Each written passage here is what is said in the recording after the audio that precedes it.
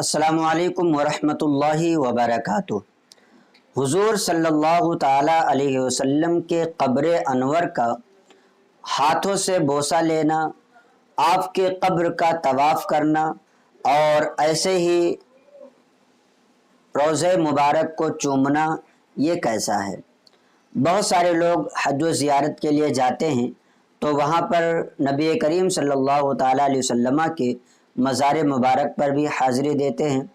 اور یہ بہت ہی اچھا ہے، اس لیے کہ نبی کریم صلی اللہ تعالیٰ علیہ وسلم ارشاد فرماتے ہیں من زار قبری وجبت لہو شفاعتی، کہ جس نے میرے قبر کی زیارت کی اس پر میری شفاعت واجب ہوگی۔ تو نبی کریم صلی اللہ تعالیٰ علیہ وسلم کے شفاعت کو پانے کے لیے ہر مسلمان مرد و عورت کو آپ کی بارگاہ میں حاضری دینا چاہیے، اور جب بھی حج و عمرہ کی سعادت نصیب ہو تو وہاں پر بھی نبی کریم صلی اللہ تعالیٰ علیہ وسلم کے بارگاہ میں بھی جا کر کے حاضری دینا چاہیے۔ البتہ حاضری کے کچھ آداب ہیں، کچھ طریقے ہیں، ان طریقوں کا اور ان آداب کا بھی ہم تمام لوگوں کو خیال رکھنا چاہیے۔ اب سوال یہ کیا گیا کہ نبی کریم صلی اللہ تعالیٰ علیہ وسلم کے قبر مبارک کو ہاتھ سے بوسہ دینا، چومنا اور اس کا طواف کرنا، یہ کیسا ہے؟ تو پہلی چیز تو یہ ہے کہ حضور نبی کریم صلی اللہ تعالیٰ علیہ وسلم کی جو قبر شریف ہے اس پر کسی کی رسائی نہیں ہے، کیونکہ آپ صلی اللہ تعالیٰ علیہ وسلم کے قبر کے باہری حصے میں ایک جالی لگی ہوئی ہے، اور اس جالی کے بعد آپ کی قبر انور ہے، تو قبر انور کو ہاتھ سے پکڑ کر کے بوسہ لینا، ہاتھ سے پکڑ کر کے چومنا، یہ تو کوئی کر نہیں سکتا ہے، تو اس کا بوسہ لینے اور چومنے کی کوئی بات ہی نہیں آتی ہے۔ البتہ رہی یہ بات کہ جالی شریف کو چھونا، اس کا بوسہ لینا، یہ کیسا ہے، تو اس بارے میں امام اہل سنت الشاہ امام احمد رضا خان فاضل بریلوی رضی اللہ تعالیٰ عنہ ارشاد فرماتے ہیں کہ حضور اقدس صلی اللہ تعالیٰ علیہ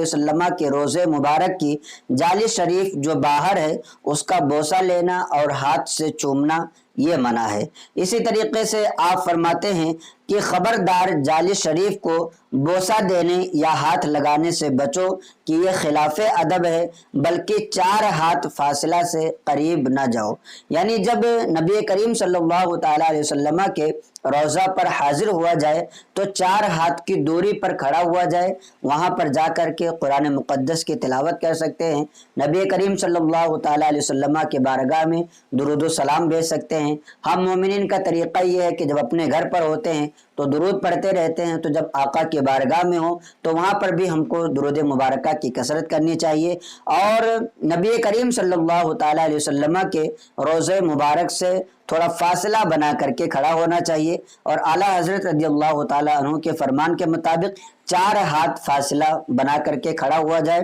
فتاوی رضویہ جلد نمبر 4 صفحہ نمبر 722 پر یہ بات موجود ہے۔ اور رہی بات روضہ مبارکہ کے طواف کرنے کی، تو اس حوالے سے فتاوی فیض الرسول جلد اول صفحہ 544 پر موجود ہے کہ روضہ مبارک کا طواف کرنا یا اس کے سامنے حد رکوع تک جھکنا یہ منع ہے، جیسا کہ اعلیٰ حضرت شاہ امام احمد رضا رضی اللہ تعالیٰ عنہ ارشاد فرماتے ہیں کہ روضہ انور کا طواف نہ کرو، نہ سجدہ، نہ اتنا جھکنا کہ رکوع کے برابر ہو، کہ رسول اللہ صلی اللہ تعالیٰ علیہ وسلم کی تعظیم ان کی اطاعت میں ہے۔ آپ صلی اللہ تعالیٰ علیہ وسلم نے اپنی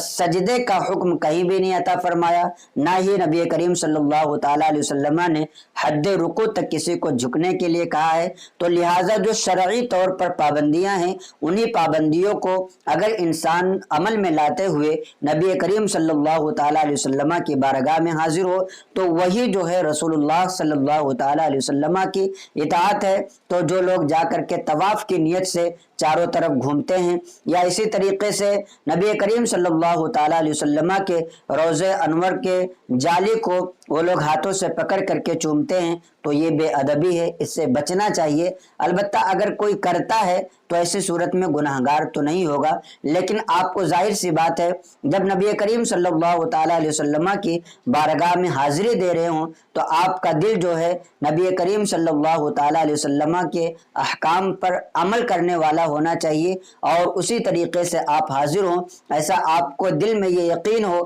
کہ جب نبی کریم صلی اللہ تعالیٰ علیہ وسلم اگر ظاہری حیات میں موجود ہوتے تو ہم آقا کی بارگاہ میں کس طریقے سے پیش ہوتے، اسی طریقے سے آپ کو نبی کریم صلی اللہ تعالیٰ علیہ وسلم کے روضے مبارک پر حاضر ہونا ہے۔ تو امید کرتا ہوں کہ یہ کلپ آپ کو اچھی لگی ہوگی۔ آپ سے درخواست ہے کہ اس کلپ کو زیادہ سے زیادہ اپنے دوستوں احباب کو بھی شیئر کریں تاکہ انہیں بھی دینی معلومات حاصل ہوں، اور اگر آپ کے اور دوسرے بھی سوالات ہوں تو آپ کمنٹ کریں، انشاءاللہ تبارک و تعالی ان تمام سوالات کے جوابات جلد سے جلد دینے کی کوشش کی جائے گی۔ اور اگر آپ پڑھنا جانتے ہیں تو ہماری ویب سائٹ masailworld.com وزٹ کریں، گوگل پر سرچ کریں، وہاں پر جا کر کے آپ اپنے دینی، فقہی، شرعی مسائل کو پڑھیں اور اپنے علم میں اضافہ کریں۔ السلام علیکم ورحمۃ اللہ وبرکاتہ۔